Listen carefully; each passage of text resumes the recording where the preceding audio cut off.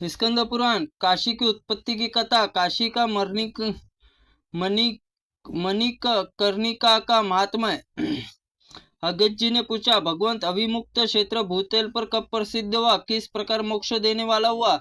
स्कंद बोले, मेरे पिता महादेव जी, माता पार्वती प्रश्न उत्तर दिया था। महाप्रलय, समस्त चराचर प्राणी नष्ट हो गए थे, सर्वत्र अंधकार छा गया था, सूर्य चंद्रमा नक्षत्र ग्रह दिन रात सब कुछ नहीं था, केवल सत्व स्वरूप ब्रह्मा शेष था, जिनका श्रुति और एकमेव द्वितीयम कहकर वर्णन करती है। एक मन, एक वाणी, एक विषय नहीं है, जिसका कोई नाम नहीं है, न रूप है, न जल है, न सत्य है, न ज्ञान है, न असत्य है, न आनंद रूप है, न परम प्रकाशमय है।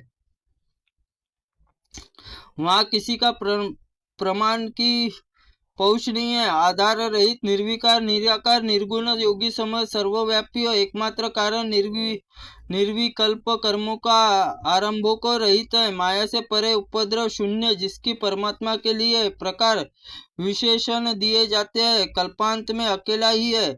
कल्प के आदि में उसके मन में यह संकल्प हुआ है, मैं एक से दो हो जाऊं। अतः यद्यपि निराकार और ऐसे में उसकी अपनी लीला शक्ति साकार स्वरूप धारण करके परमेश्वर संकल्प प्रकट हुआ। द्वितीय मूर्ति संपूर्ण ऐश्वर्य गुणों से सर्वज्ञानी, मैं सर्वव्यापक, सर्वस्वरूप, सबका साक्षी, सबको उत्पन्न करने वाली और सबके लिए एकमात्र वंदनीय थी।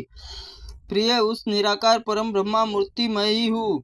प्राचीन, अवार्चनीय, बुद्धिमान मुझे ईश्वर कहते हैं। तदनंतर साकार रूप में प्रकट होकर मैं अकेला ही स्वेच्छा विहार करता रहा। फिर अपने शरीर से कभी न अलग होने वाली तुम प्रकृति को मैंने इस अपने ही विग्रह में प्रकट किया। तुम ही प्रधान प्रकृति गुणवादी माया हो। तुम्हें बुद्धि तत्व की जननी निर्विकार बताया जाता है।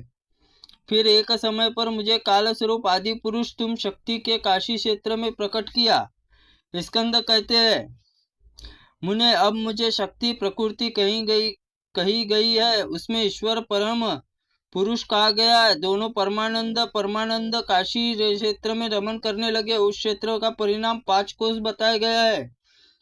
प्रलय काल में उन दोनों के शिव पार्वती उस क्षेत्र का कभी त्याग नहीं किया, इसलिए अविमुक्त क्षेत्र कहते हैं। वह भूमंडल नहीं रहता। जब तक जल की सत्ता नहीं रह जाती, तब तक अपने विहार के लिए जगदीश्वर शिव ने इस क्षेत्र का निर्माण किया। कुंभंज काशी क्षेत्र में इस रहस्य को कोई नहीं जानता।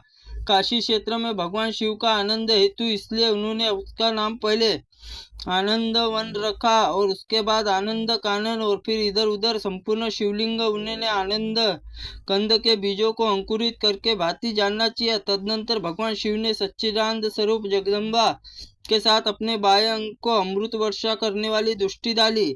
तब उन्हें त्रिभुवन सुंदर पुरुष प्रकट हुआ, जो कि परम शांत सत्वगुण पूर्ण, संपूर्ण से भी अधिक गंभीर और क्षमावान था। उन्हें अंगों की कांति इंद्र नलमणि श्याम नेत्र विकसित कमलदय समान सुंदर थे। स्वर्ण रंग के 2 सुंदर पीताम्बरों को अपने शरीर में आच्छादित कर रखा था। वह परम सुंदर प्रचंड युगल बाहुदंडों से सुशोभित था। उसके नाभि कमल में बड़ी उत्तम सुगंध फैल रही थी।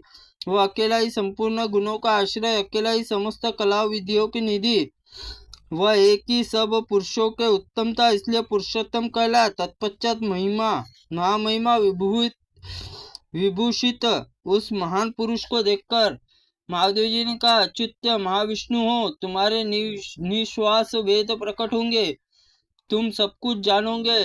उनसे ऐसा कहकर भगवान शिवा के साथ पूर्ण आनंद कानन में प्रवेश कर गए।